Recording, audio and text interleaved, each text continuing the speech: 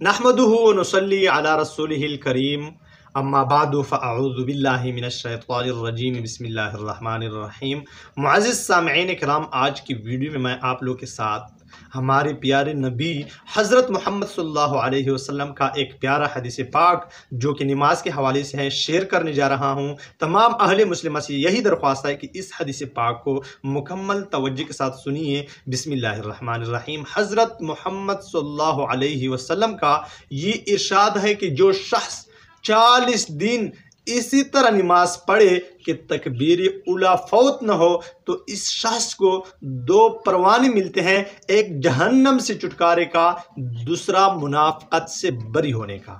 معزز سامعین کرام، یعنی ایک شخص جو اسی طرح 40 دن نماز پڑھے جو کہ تکبیر اولیٰ فوت نہ ہو، یعنی جب امام اللہ اکبر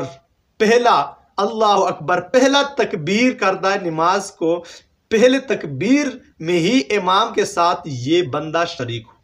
امام نماز کے لیے تکبیر اولیٰ اللہ اکبر کہتے ہیں اور یہ بندہ نماز میں شریک ہو گیا تو حضرت محمد صلی اللہ علیہ وسلم کا فرمان ہے کہ اس بندے کو 2 پروانے ملتے ہیں، 2 پروانے، ایک جہنم سے چھٹکارے کا، دوسرا منافقت سے بری ہونے کا۔ تو معزز سامعین کرام، کتنے خوش قسمت ہیں وہ لوگ۔ اب آپ لوگ سوچئے کہ کتنے زیادہ خوش قسمت ہے وہ لوگ جو سالوں سال تکبیر اولیٰ کے ساتھ نماز پڑھتے ہیں۔ تو یہ ان لوگوں کو پتہ چلتا ہے جس کے ساتھ اسلام کا قدر ہے، نماز کا قدر ہے اور آخرت کا فکر ہے۔ ان لوگوں کو یہی پتہ چلتا ہے کہ کتنے خوش قسمت ہے یہ لوگ جن کی سالوں سال تکبیر اولیٰ فوت نہیں ہوتی۔ 40 دن تکبیر اولیٰ کے ساتھ نماز پڑھنے سے 2 اتنے بڑے پروانے ملتے ہیں جس کا اندازہ کوئی نہیں لگا سکتا۔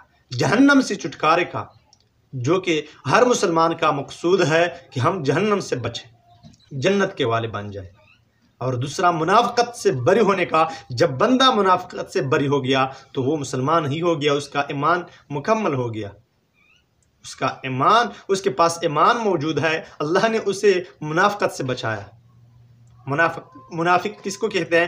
جو کہ بظاہر اپنے آپ کو مسلمان ظاہر کرتے ہیں لیکن وہ اندر ہی اندر کافر ہو۔ اللہ تعالیٰ ہر مسلمان کو منافقت سے بچائے۔ وآخر دعوانا ان الحمدللہ رب العالمین۔